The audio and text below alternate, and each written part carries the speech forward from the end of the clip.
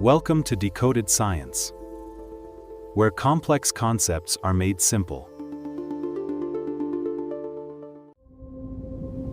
Imagine a molecular machine that can find one specific sequence inside billions of DNA letters. Then, it can cut that DNA at a precise location.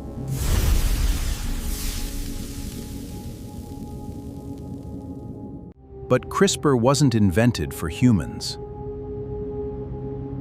Its story began inside bacteria. Bacteria use CRISPR as a defense system against invading viruses.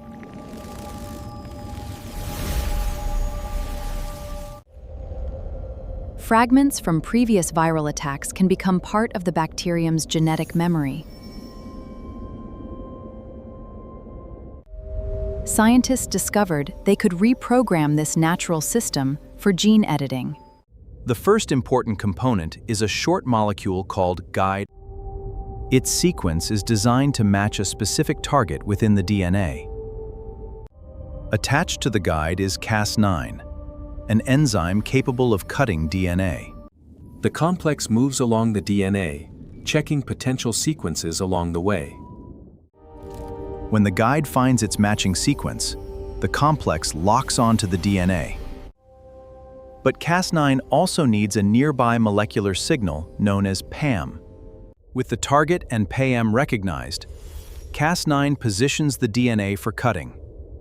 Then Cas9 cuts both strands, creating a clean break in the DNA.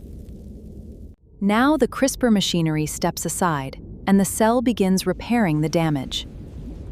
Sometimes, this repair creates small changes that can disable a gene.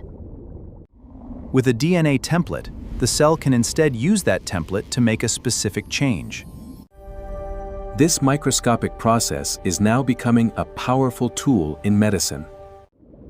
One important example is sickle cell disease, caused by abnormal hemoglobin.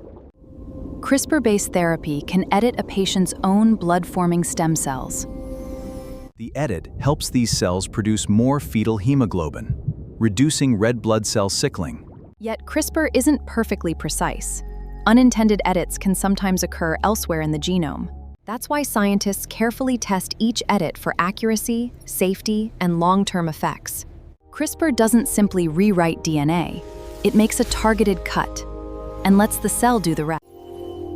And that tiny molecular cut could change how we treat genetic disease.